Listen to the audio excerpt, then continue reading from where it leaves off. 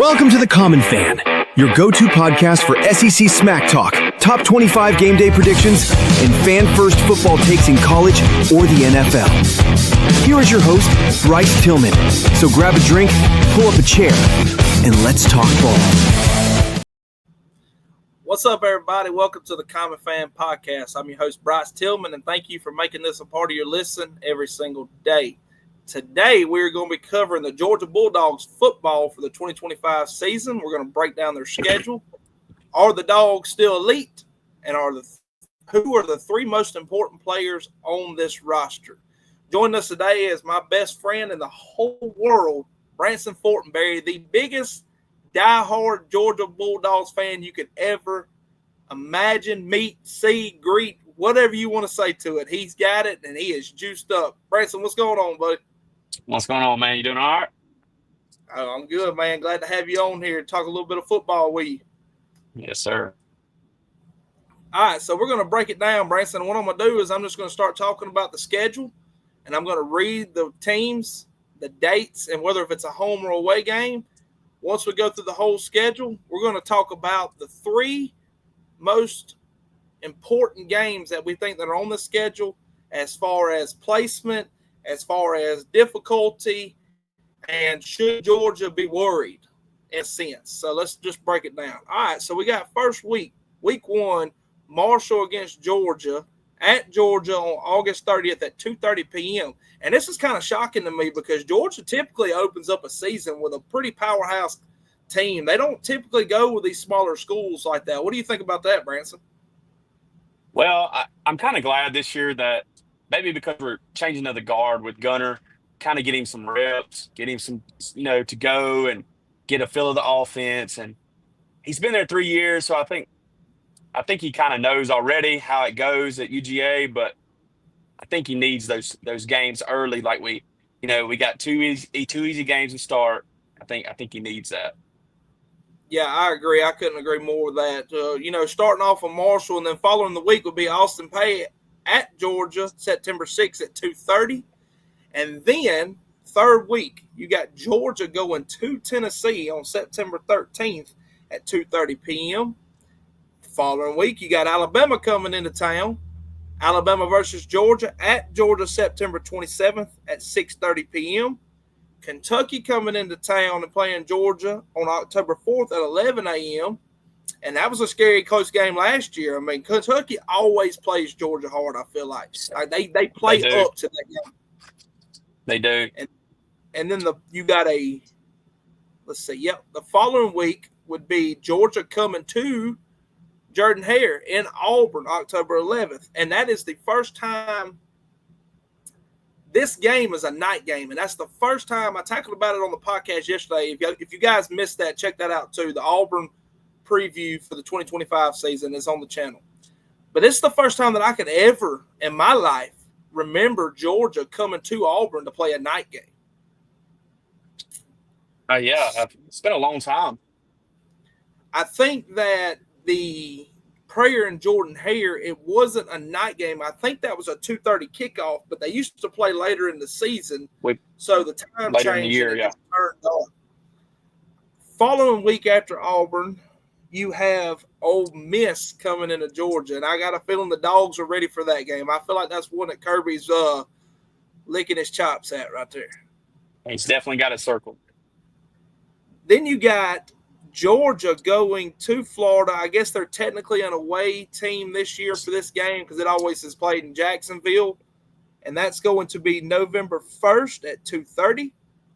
Then you got Georgia going to Mississippi State November 8th at 11 a.m. Then you got Texas coming into Georgia November the 15th. Oh, that's going to be a good one. Following that, you got Charlotte coming to Georgia, and then you end the season with Georgia going to Georgia Tech, which was a game to remember last year, man. We play Tech. We play Tech in Atlanta. We don't play them at their stadium. We play them in Mercedes-Benz this year. That's right. That's what I see right here now that you said that. And that would be Georgia would be considered a away team. But look, when it comes to Atlanta at Mercedes-Benz, that doesn't guarantee that's a home game for Georgia Tech. No. I know Tech's in Atlanta, but let's be honest, there's a lot more Bulldog fans in Atlanta than there really is Tech fans. Well, usually, even when the Dogs go to Tech at home, it's 70-30 Dogs, man, most of the time. Uh, Yep. Athens, it's Tech showed up last year. I was at the game last year. They showed up last year pretty good. Yep. So, and then, I mean, just going back to that Georgia-Florida game, and even with it being a Jacksonville game, man, Georgia packs the house out for that game too. It's truly 50-50. Each sideline, they split it down the middle on each end. It's truly 50-50. I've been in that game 3 times, and it's always a good game. It's always Florida hates Georgia, Georgia hates Florida. That's just the way it is. All right, so let's break it down, Branson. All right, so I've got my 3 teams that I think are going to be the most important games for Georgia's upcoming 2025 season. I'm going to give mine out, then I'm going to let you give yours out, and we'll just discuss it. All right, so Alabama coming to Georgia September 27th. Is this the year that Kirby gets over the Alabama hump? Man, I sure hope so. It feels like forever, since we beat them. And 2021, I guess, national championship game. Last year, I think if Kirby doesn't start, that Georgia doesn't start as slow. I think they win the game. I think they beat Alabama in Athens. I mean, Georgia hasn't lost at home since 2019. I think it's going to be hard. And last year we played every big game on the road, Texas, Alabama. And so I'm glad to have those games at home this year. Ole Miss, we get them at home, and I'm excited, man. I hope so. I hope so. Yeah, that's a big game, man. And I would still say that, Alabama's roster hasn't went anywhere. Like, it's still there. No. And they are still full of talent, and so is Georgia. I mean, if a down year for Georgia is going 9-3 in regular season, sign me up, because that's a good sign of development. That's a good sign of development. That's a good sign of coaching a program that's won 2 national titles in recent years. I mean, they've got it, and they got a good thing going on in Athens. So that's the number 1 game. I'm excited to see Alabama coming to Georgia, and can the Bulldogs overcome that hump? My second game that I have on Georgia's schedule is Georgia coming to Jordan-Hare, Auburn at night, October 11th. Now, this comes with stipulations on my end. This is going to be a dramatic game, depending on how Auburn starts their season. Like, you've got to see if Auburn comes in to Jordan to play against Georgia at Jordan-Hare, and they're a 5-1 or a 4-1 team at this point, or maybe even 5-0. They're coming, and they've not beaten Georgia since 2017. So I feel like that Georgia's got to be. They always, and Kirby said it how many times in interviews and press conferences and stuff, that you better be ready to come play at Auburn when you have to come to Auburn, no matter how they are that year, what they look like. Well, give us a quick thought of what you think about the Bulldogs coming into Jordan-Hare, and just talk about the environment and stuff there. Well, you being an Auburn fan, I like to tell you every year, well, it's due. It's due. Just in case, just in case. So yeah. I think Auburn's a much better team they have been in 4 or 5 years, man. I think they got Jackson Arnold. I think they got Eric Singleton now, and just the way he's going to help Cam Coleman take that next step is going to be great, man. I really think Auburn's got a really good football team. Durkin's going to have that defense ready. Auburn's never, they rarely somebody scores 50 points. They always play good defense, and I'm a little worried about that game, man. I think that you can only beat somebody so long, and you can only beat somebody so many times before you lose. But I hope not. I hope the Dogs come in and play hard, and I think that Georgia has the better roster still than Auburn does. But for sure, you never know. I mean, Auburn could be hitting it off, and Auburn could be 5-0. You say 4-1, they could very well be 5-0 going into that game. Yeah. Yeah, you get a. I think you play Oklahoma first. Well, you talking about in conference play? Yeah, Oklahoma first, and Yes. then Texas A&M, and So then Georgia. so you play A&M and OU before. So you go to Texas A&M, you beat A&M. You go to Oklahoma and beat Oklahoma. What says you can't come to Jordan Hare and play Georgia and beat them at home? Because Branson, Freeze needs. Go ahead. if Auburn is 5-0 and going into October 11th to be at Jordan Hare with probably a 5-0 Georgia at this point, or a 4-1 at worst, losing to Bama. I don't see them losing to Tennessee or Kentucky. If it's a 4-1 versus 4-1 or both 5-0 matchups, can you imagine how Man, electric it's going to be in there? it's my Oh, daughter's great. birthday that day, and I might go to the game. All right, so We're moving on to definitely gonna have to go. Yeah, that's what I said last time on the podcast. I said I'll have to empty my bank account to get to it. So, Yeah. Ole Miss coming to Georgia. I'm going to be honest with you. I'm skipping over that one. People can hate on me. They can say what they want.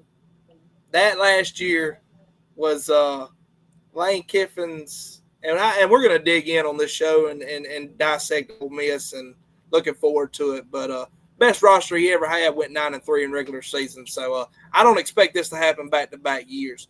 But and I think you're probably going to expect my first team when I'm going, or my third team, but I think I might catch you off guard with this one.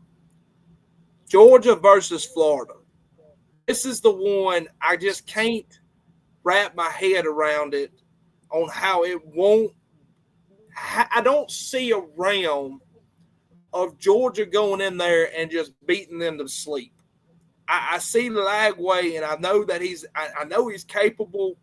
If he can stay healthy, that's been an issue with him thus far.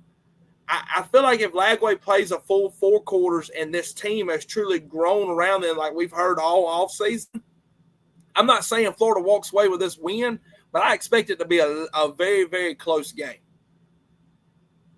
I agree. You know how I feel about Florida, but I agree, man. I think Lagway's a really good quarterback, and I think he played really good last year against us. I don't think people talk Lagway was playing, they would have won. It's not like the score was 28-0 when Lagway was playing. I mean, they were winning, but I don't know if Florida has gotten as good as everybody says they have. You and everybody else in the country thinks this game is a Georgia, and it possibly could be. I wished I knew, but I don't see Florida. I don't think Florida can beat Georgia this year. Now, I'm not saying Napier can't build a team and beat Florida, but Lagway's good enough, and if Lagway stays healthy and Florida's on a run, they can very much beat Georgia. But I just don't know if Lagway can stay healthy. I don't know if Florida can hang on that much because we play so late in the year. Florida's got to play so many games before they play Georgia. They could very well fall apart. I would say Florida would fall apart before Georgia does. So yeah, we'll see. That's not a crazy take. I mean, and it kind of seems like that it's all or I mean, it's not. I feel like Billy really don't have nothing else to lose at this point. I mean, he's got to prove. He's got to prove and show out. And he's going to come, and them boys are going to be juiced. We'll see, man. To hear everybody talk and to see the roster updates, I can see the additions they've made, and I've seen that their recruiting was fairly decent. But again, they don't have the roster Georgia does. Bottom line. No. So there's not but 2 other teams on y'all's schedule that can compete with y'all's roster, being Alabama and Texas. So Texas coming in November 15th. I was skeptical if I wanted to put them over this Florida game. Couldn't make myself do it because at the same aspect a lot of people say about Alabama and Georgia about how Alabama has Kirby's number. Man, I feel like Kirby's got Sark's number. So I just don't see a realm so where if you're injury-free, your team is clicking on cylinders, and your coaching staff's put together like they always are, I don't see Texas coming into Athens and walking away with a victory. That game's hard for me to talk about because I've always said, even when Kirby was losing to Saban, eventually Kirby will get him. He's got a good enough team. Like, man, Texas is one of the most talented teams in the country this year. So I agree. they could very much, beat Georgia. But you may be right. Kirby may have Sark's number. He may know how to, because Sark's the offensive guru, that everybody talks about him as being one of the best in the country, him and Lane, So I hope that Kirby has the momentum into his team by then, because we play them so late. Like I always tell you, I love to play teams like that early, because I know Kirby will have them up early. First game of the year last year against Clemson, 34-3. I think maybe one of the best games we played all year.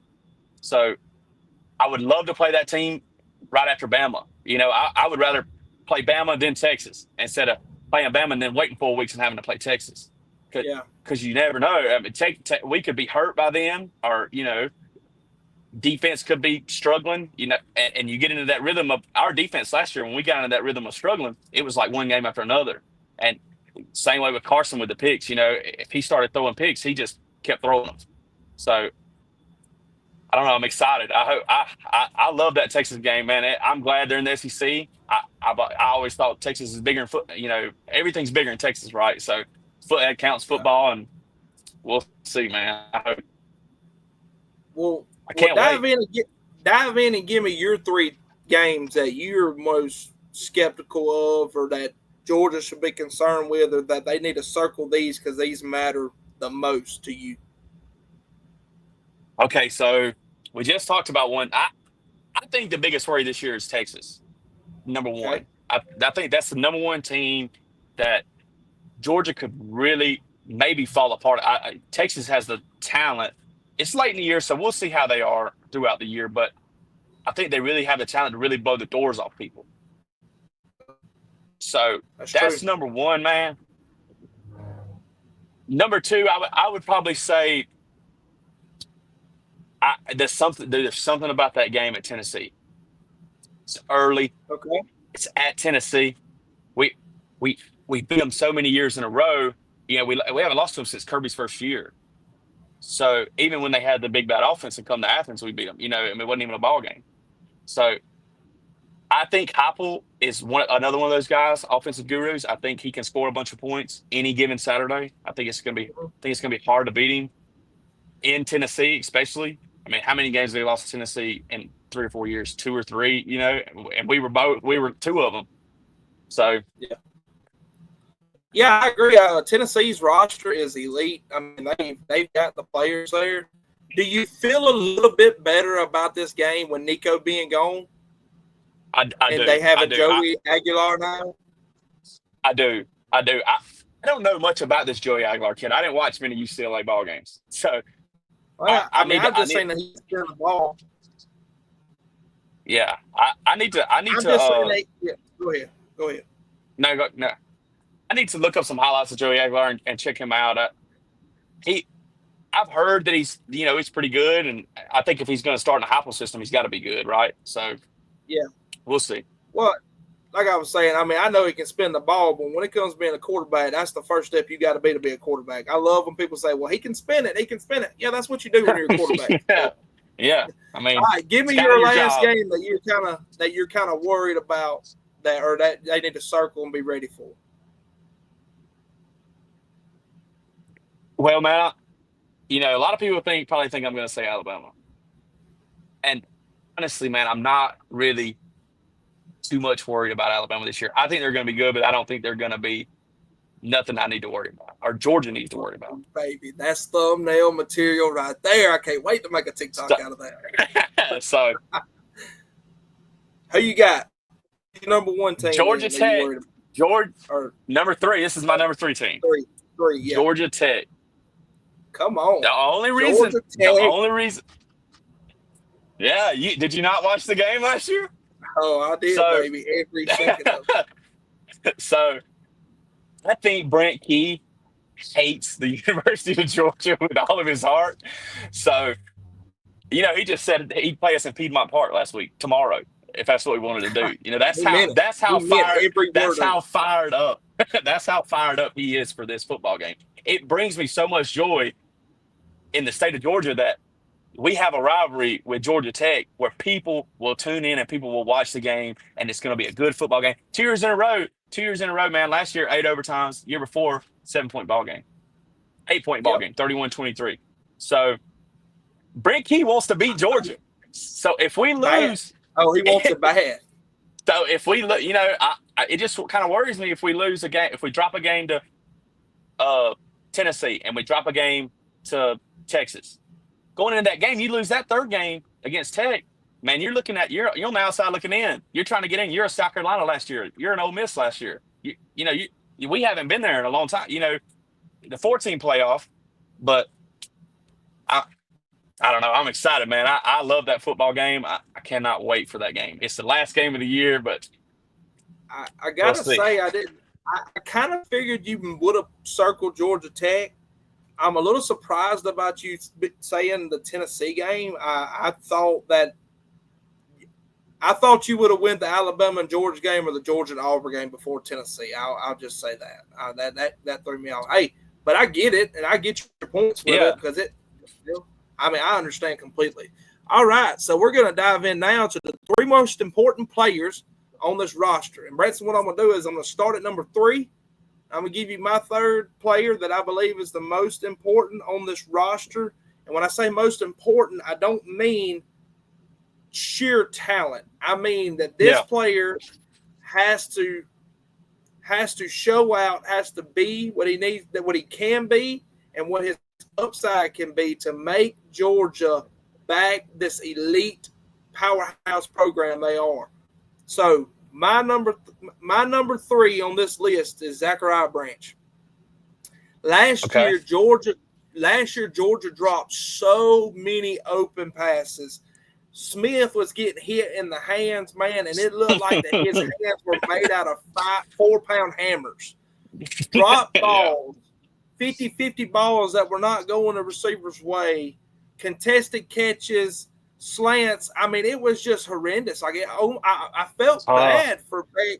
I felt bad for Beck in some sense. And then even when Gunner come in, I mean, they finally clicked together a little bit, but he showed flashes where he was putting the ball there, but these wide receivers, they just wasn't catching the football, man. So the number 3 on my list, Zachariah Branch, come from USC, major addition to this program. And I think that with Zachariah Branch on this team, as if Georgia's ceiling could go any higher, I'm not sure. But with Zachariah Branch being here, I feel like it makes the floor higher. I don't think you can go lower with a player like this on your team. Yeah, I agree. So who do you have for your 3rd player? So my 3rd player, I think it's the most important for our team, not the best, is Dalen Everett, our cornerback, Dalen Everett.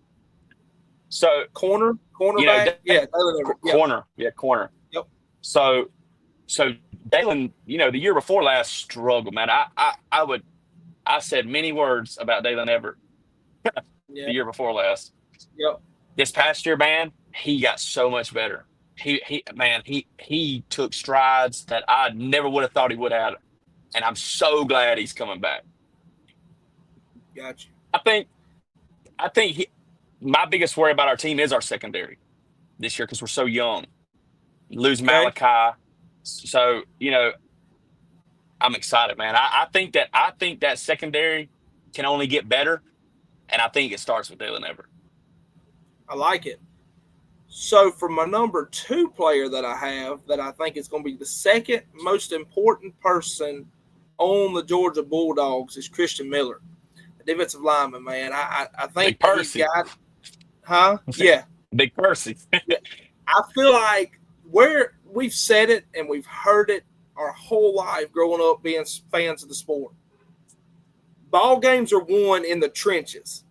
If you get in there and you have somebody like Christian Miller there and he's busting that backfield every play, I don't care how good your quarterback is. I don't care how good your running backs are, your wide receivers. It matters none, right? If you're in that backfield and you're in that quarterback's face every play and you're smacking him down or knocking him down or causing sacks or forced fumbles or throwing interceptions, that's what wins you ball games. And I feel like Christian Miller does that. If I'm looking at this right, it says that he is considered one of the best returning defensive players for Georgia Bulldogs. He's ranked as the 4th best returning defensive interior lineman in the Power 4. And that's saying something. So this guy, I expect big things out of him because he's expected to, but you get to have him. He's an important asset to this team. He is. I agree. I 100% agree. I think Christian Miller is going to be, I'm not going to say Jalen Carter, but I think Georgia's been lacking that up front at D tackle. Haven't had any game the last 2 years. It's been hard, man. I think that Tiernan Ingram-Dawkins was really good, but he wasn't a game changer. He wasn't blowing up the line, and I think Christian Miller can be that. I think he can. Do you think that if we call Christian Miller and put him on the phone right now and said, "Hey, man, people are saying you're getting compared to Jalen Carter," what do you think he'd say? He'd say, "Fantastic, top 10 pick." All right, who do you have for your second most important player on this roster? Nate Frazier. Nate Frazier. That's another thing. I think we've had really good backs the last couple of years, but we haven't had any of those Nick Chubbs, Sonny Michel's, DeAndre Swifts, Ty Gurley's. And I think this kid is good. I called you last year after the Clemson game, first game of the year, and I said, this kid is going to be good. And he was. Yeah. He took a backseat last year, to Trevor Etienne, and I understand that Trevor had a really good year when he was healthy. When he was playing, he was good. Yeah. But I do think that I think he's going to have a big year, man, and I'm excited. I cannot wait because I run the football, play good defense, and that's what I love, man. Hey, would you – because I feel this way, but would you say that Nate Frazier's ceiling is higher than Etienne's? Oh yes, yeah, oh yeah. He's a game changer. I think Etienne was a really good back. Don't get me wrong, but I think he could be levels above Etienne. Just the way he runs, the ferocity to. Go ahead. I can't collect. Maybe you can. I don't remember a game when Etienne was at Georgia and he just put him on his back and he won that football game for him. I don't recall a game, and maybe you might, but I don't. Texas, man, he scored every single point against Texas both games. Okay, at both games. At both games, and the field goals, not counting field goals. He scored every touchdown in the first Texas game and the SEC championship game. Well, he took over those games, man.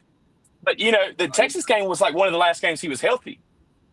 And then we played Florida and all that and lost those games. Or maybe it was before the Florida game, but he was hurt, pretty much all year. And then he come back. He would play at times and not play. And then he come back against Texas in the SEC championship game, had a good game. Won the ball game. For my number one player that I have as the most important player on the Georgia Bulldogs roster is Gunnar Stockton. I just feel like that this guy he is the most important player on this team, and not to sound cliche because it's a quarterback, but because of the quarterback issues that it seems like Georgia's kind of talked about, but they haven't really talked about it. It was kind of evident last year with Beck, and then with him going down and Gunnar coming in and showing out, winning a game, making some mistakes in the playoff game.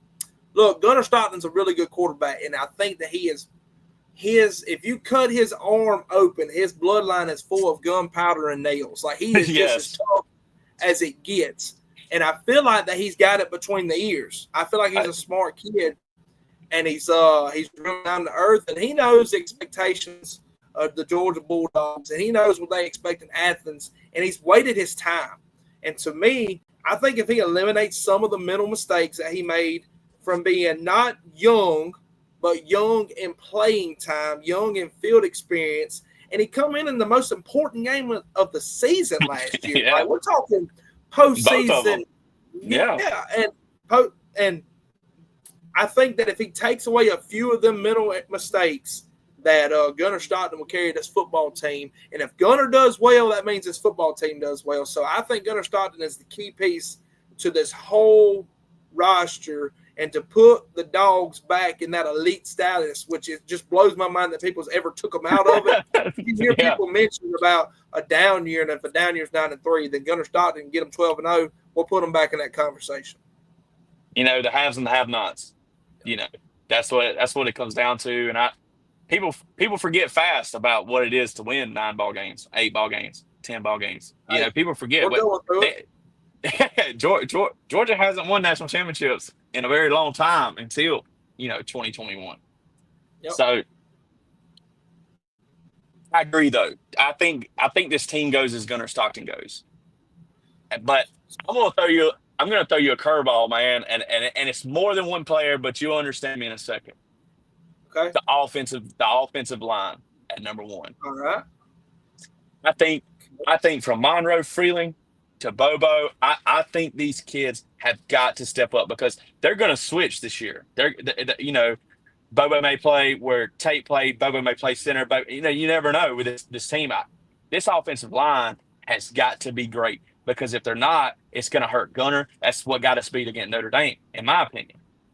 So this Georgia team, this offensive line has to take a step up. It has to get better for this team to go where it wants to go. Because we don't play in the Big Ten, we don't play in the Big 12, we play in the SEC, and you're going to get somebody for 7 weeks in a row that wants to beat you. Even though Georgia hasn't won a national championship in 2 years, reigning SEC champions, been in the playoffs. People want to beat Georgia. That's just the way it is. Alabama dealt with it for 15, 16 years. So look, you touched on it. You touched on it yourself. I mean, people want to beat Georgia more than the fact that they've won national championships or they're SEC champions. We're talking about like Auburn. Like it's been since 2017 since Auburn's beat them. Talking about further than that since Tennessee, right? I think it was 2015 or 16. Yes. I don't even know when Kentucky's ever beaten Georgia. That's been an early time in my life. Florida, it's been a long time for Florida. What, 2020, 2019? COVID year. Yes. Yeah. All right. So, yeah, I mean, I agree, man, especially in Georgia Tech. We talked about this the other day, too. Yeah. First year he beat Kirby. Yeah. That's what I'm saying. All these teams want to beat Georgia because, like I've always told you, Kirby does a really good job at winning games he's supposed to win, winning the games that matter.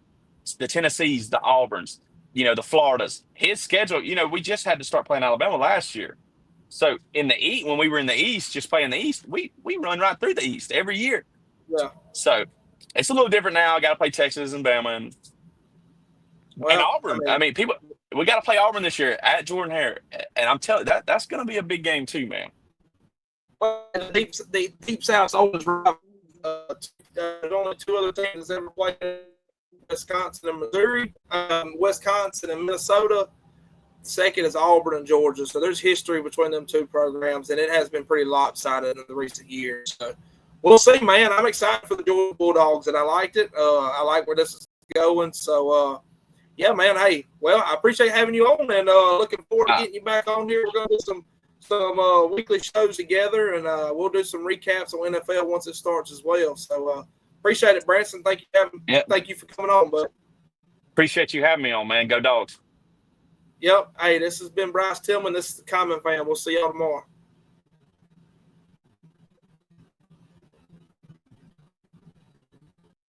You've been listening to The Common Fan. See y'all next time. Same time, same tailgate.